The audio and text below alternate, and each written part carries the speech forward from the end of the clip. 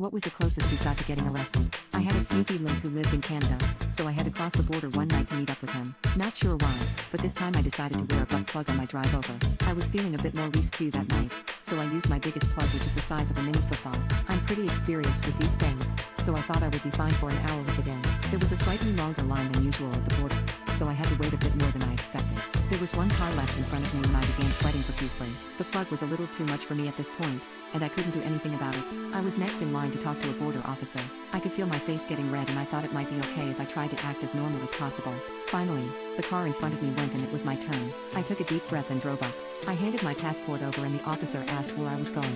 I could feel beads of sweat forming on my forehead and slowly started to drip down my cheeks. I told him I was meeting up with a friend, but it came out a bit shaky. The plug was getting really uncomfortable and painful and I was trying so hard to not let it show on my face. The officer looked at me with a suspicious glance, then looked back at his computer. "Why is your face so red and sweaty?" he asked. I